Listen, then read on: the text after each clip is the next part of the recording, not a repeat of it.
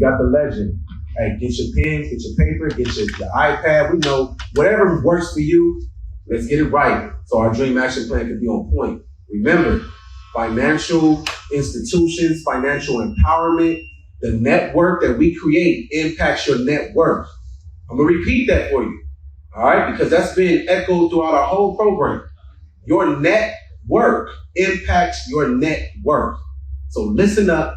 Let's get the gems so we can have the best dream action plan. So we got Dame Dash. You know, I made a record for the network. Yeah? Yeah, the network. Man. The network. Let's get it. I made a record. Like that.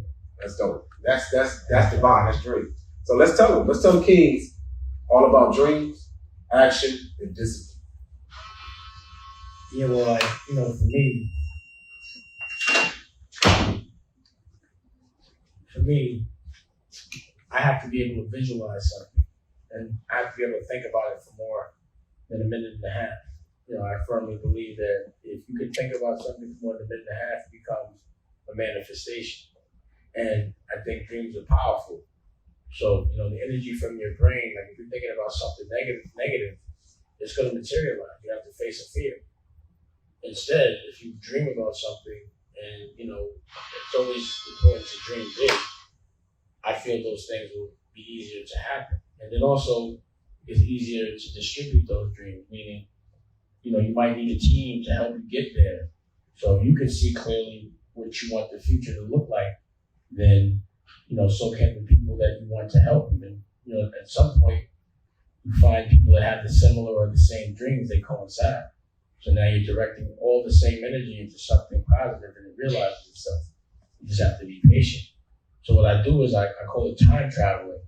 I think about what I want my future to look like, and it's a big dream, and I go there, and I literally walk through what a day in my dream looks like. And then what I figure out is how to get there. So I come back to now, and I'm like, how do I get there? What do I have to avoid that's going to make it harder or slower for me to get there? How do I prepare myself to get there? And then I start having a plan. I put myself on a timeline. I want to get there by this time. These are the things I need to do to get there, you know? And then these are the people I need to help me with what I need to do to get there. And this is how long they have to get and do what I need to do to put this piece of the puzzle together. And then I can start to develop how much, you know, money it's going to cost to get there. But at the end of the day, I visualize how much money I'm going to make when I get there, and what I'm going to buy when I get there. So I start going shopping before I got the bread at all times. Because by the time I get the bread, I want to know how to spend it. Because I'm going to want to spend it. I don't like holding paper. You know, I put it back into my dreams. But once I get one dream and I knock that down, I just have bigger dreams. But the thing about dreams are when, like, because, you know, there are things that happen in life that are devastating, but they're natural, like death. People get sick. You can't control those things. You know, I think the test is how you deal with it. But in between those times, I'm going to make sure I appreciate every second I'm happy. I'm not going to think about the past and things that hold me down. Can we hold? Something happened with the audio. My battery. Why do you think the audio went up? Because you were sounding. Yeah. Oh, hey, where you at? Oh, yeah, battery went up. Sharad? Good. There we go. Yo, where's Sharad? It's gone. Now you need battery. Sharad. She left. Why did she leave when I started shooting? She left? She said she'd be right back. Wait, okay. So you got a battery? You calling? Stop the film right now? Yeah. Yeah, let's cut. Well, what we could do is because I'm talking, I can just hold this. Okay. Okay, we'll keep going. And then what's what we can do? You hold. I'm going to grab that. And then I'm going to stand right here because I want the kids to feel you. No, but you were in the shot. You're going to be popping in and out. But it's going to be different. It's going to change the mic. Yeah, that's the mic. Well, you can take this off. Yeah. All right, cool. Then you walk over. Yeah. What was I saying? It was I remember time travel, and you put yourself in what you're going to do with the bread when you get it. Oh, and then I think it's important to talk about or think about and visualize how I'm going to spend it. What am I going to spend it on? Because once I get it, I'm probably going to want to invest it in more of my dreams. And, you know, what happens with dreams is when you go through those rough times, that's what I was talking about. You know, in between the bad times, the things you can't control. In between those times, I'm gonna take the time to live life to the fullest. You know, I'm gonna appreciate the fact that I'm not in any pain, that I'm healthy, that I'm free, you know, that I'm alive. And I'm not gonna be worried about my past because that weighs me down. I may learn from my past. But if I'm spending too much time thinking about my past, the things that have hurt me, then I'm not spending any time thinking about my future. And when I'm in a dark place, the only thing that brings me to a light place is that I have dreams to look forward to. I'm like, all right, I got to get out of this bad place. I'm visualizing what's going to bring me to that good place and look forward to that. And I got to know what that is. I got to know what my dream is so that I know how to live it once I get there. So I've actually seen a lot of people tell me their dreams are to be famous, to be rich, and once they get there, they're miserable. You know, I'm a firm believer that if you're a miserable person broke, you're going to be a miserable person rich.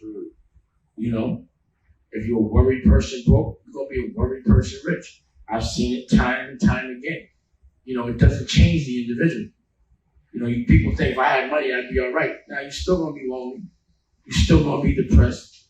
You're still not going to like yourself until you find out exactly how to love yourself. You know? And then, again, there has to be a discipline. So now you put yourself on a timeline. And, you know, it's not a problem not to make that timeline. But once, you know, time passes, you haven't done the things you said you do, you know, you have to adjust. You know, you have to work harder. You know, it's time to look at your competition. Go to your dream. How quick do you want to get there? You know? So there's many paths to get to one place. And each path is not good for everybody. It's your job to find out which path is good for you. You know? And not compare your path to somebody else's. And don't settle for any path unless it's the one that behooves you, that makes you comfortable. It means keep looking. But if people got there, then you could get there. You know? And again, if you could visualize it, you could get there. It's just how. And do you have the discipline to get there? Do you understand the sacrifice? Because really, if it's your dream, working on it should not feel like work. It should feel like fun.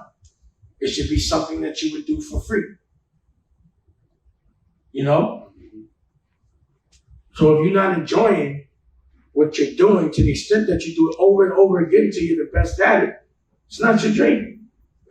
You may be living somebody else's dream, or you may be there for the wrong reasons. So some people be like, I want to be in movies. And I asked them, do you really enjoy acting, or do you just want to be famous? Like, do you enjoy the art of acting? Do you watch movies? What actors do you appreciate? And a lot of them have no answer for that. They just want what the benefits of being an actor is, or the benefits of being a rapper is. But do you know what you have to do to be competitive in that world? You have to dedicate your whole life. It becomes a lifestyle. Do you know what it is to get up every day and live on a tour bus and have to do interviews every day and never get to spend time with your family? Do you know what that feels like? Is that your dream? Because that's what it takes to be a professional at that. Being on the road for 200 days out the year.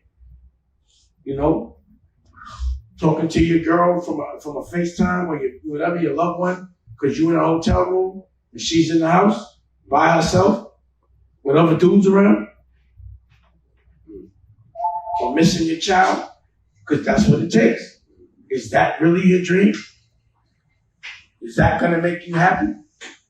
So you really have to look at it. Like, I had to understand my dream was to be able to spend time with my children and be able to provide for them where they never have to struggle, but I don't have to leave them for that.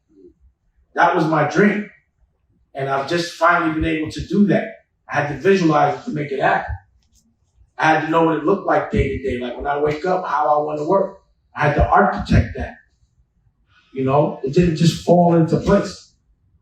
So, you know, I was talking to Harry on the way, and I'm like, it's like a movie.